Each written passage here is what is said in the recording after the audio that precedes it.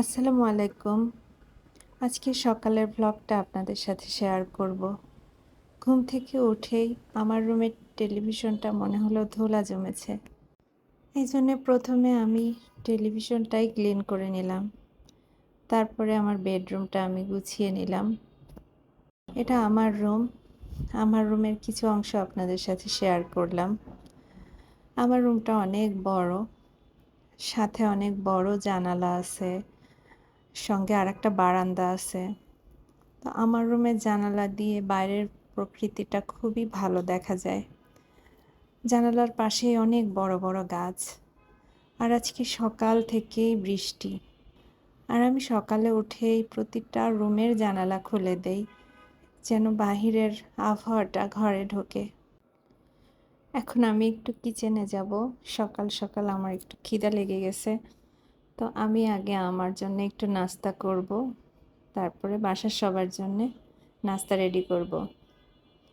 তো আমার সকালের নাস্তা মানেই 1 কাপ চা থাকতে হবে। এখন আমি আমার জন্য কিছু ফ্রুটস কেটে নিব আর 1 কাপ চা।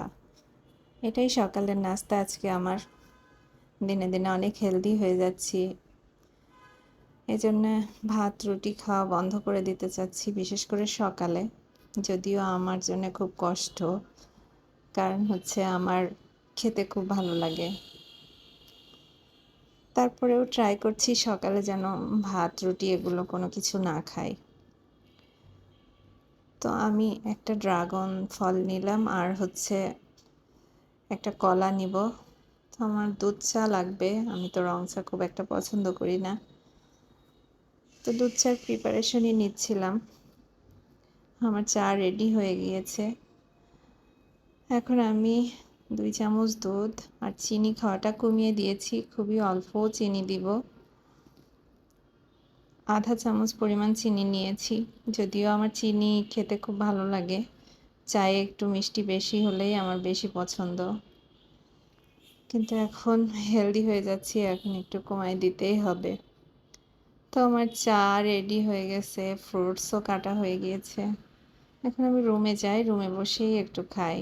আমার বেডরুমে বেশ সুন্দর বাইরের প্রকৃতি দেখা যাচ্ছে, বৃষ্টি দেখা যাচ্ছে। তো আমি নাস্তাটা নিয়ে রুমে চলে আসলাম আর জানালার পাশেই বসে নাস্তা করছিলাম। এইটাই ছিল আমার সকালের ছোটোখাটো ভ্লগ। তো আমার ভ্লগ ভালো লাগলে অবশ্যই সাথে থাকবেন। আজকের মতো আল্লাহ হাফেজ সবাইকে।